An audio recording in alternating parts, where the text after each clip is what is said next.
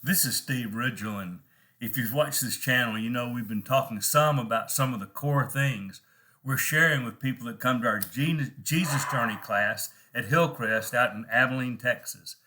They're usually people that don't know Jesus, weren't raised in church, haven't had much exposure to Jesus or experience in church. And so we're sharing with them some of the things that they need to know about what it looks like to follow Jesus. And one of the things we share with them is they need to learn to love their neighbor as themselves. Now, we package that in kind of a 2-week series. 1 week on loving God with all you have, which is the greatest commandment.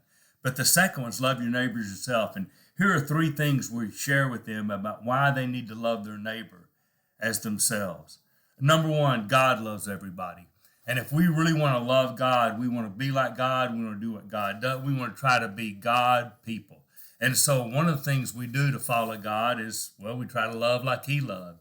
And if God loved everybody, we want to love everybody. Number 2, we tell them that God created everybody. When you see your neighbor, your coworker, when you see somebody you think's in opposition to you, the person across the world, the person across the street, every person you see was created by God and created in His image, just like you were. And that matters about how I treat people and how I think about people and why I love people, because God created them.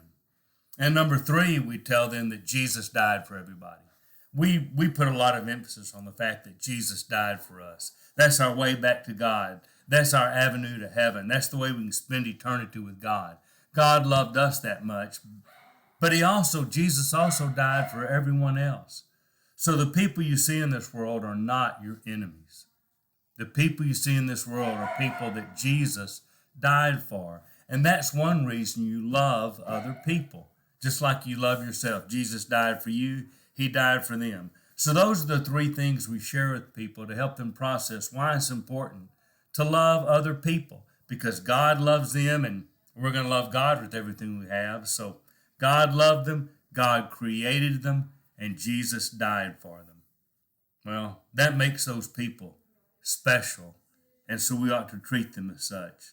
And that is why we love God and we love other people. This is Steve Ridgel reminding myself that everybody I see today is someone God loves, someone God made, and someone Jesus died for.